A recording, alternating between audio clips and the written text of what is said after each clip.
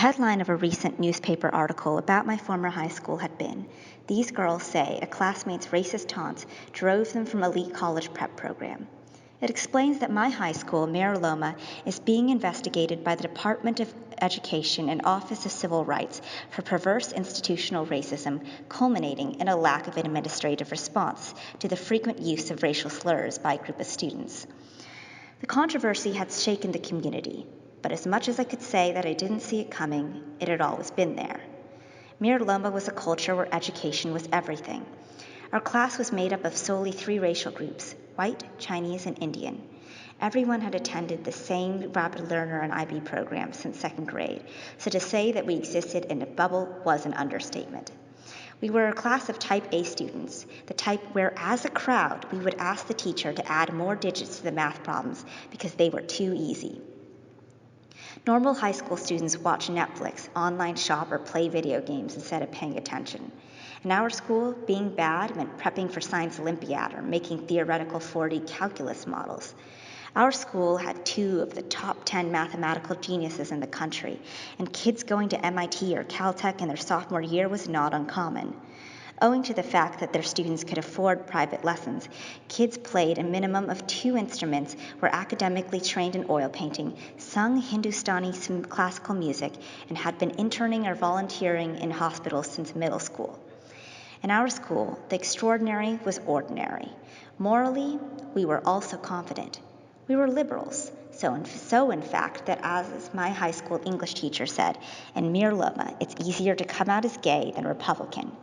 But there was something much darker implicit in this seclusion.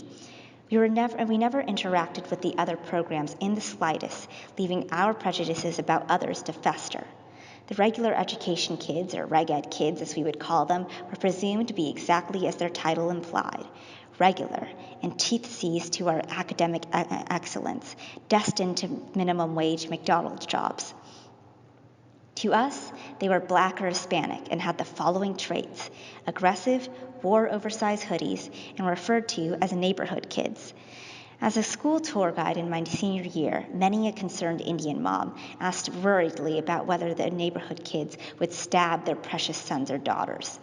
I can tell you that in the entirety of the IB program, there were 2 Black kids, Kendall and Jasmine. Kendall was a gay double Harvard legacy tennis champion who was fluent in 5 languages, and Jasmine was a quadrilingual half-Japanese soccer star. More than fellow students, we saw these kids as threats to the coveted Harvard acceptance. Affirmative action surely gave them an edge. We may have been diverse in the color of our skin, but we were far from diverse in class. Most of my classmates were children of Intel workers.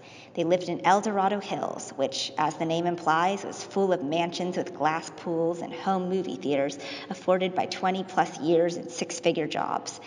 Class, education, and race were synonymous, and we internalized it. We would laugh when our teachers would complain about the stupidity of regular ed students and even contribute our own stories. During my junior year, I attended an ACT practice test recommended by my tutor. He told me it took place at the local criminal justice academy in downtown. The lack of funding was apparent: giant fissures and ground so uneven you could easily mistake photos of it with that of the Great San Francisco earthquake. When I sat down, I noticed immediately I was the only Asian there. It was nothing but Black and Hispanic kids in sight, and they were all notably regular ed students. Pleasant conversation sparked up by a kid sitting next to me was filled with nothing but thoughts of my perceived intellectual superiority. I'd not realized what IB had done to me until then. The pre-test speech given by one of the teachers made it clear. These kids were not aiming for 35 or 36. They were aiming for 18s and 20s. Most were there for the free pizza provided during the lunch break. I couldn't conceive it. What was this lack of motivation?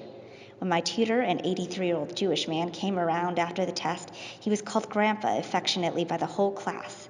Later, my tutor explained none of these kids could afford the $60 an hour tutoring I'd received, and most were from single-parent households. For most of them, he was the closest thing to a grandpa they had ever experienced. He was providing tutoring and teaching at this school for free to give them the chance that many others in their circumstances didn't receive. This was the reality of higher education attainment. Those who made it into Ivy Leagues were often the Kendalls and Jasmines of the world, kids that had to be so much more extraordinary than their white and Asian peers for the same recognition. Kendall had a mansion with art history coffee books and flower arrangements on glass tables. He had the resources. Most kids who did not were barred from the future that we saw as purely inevitable.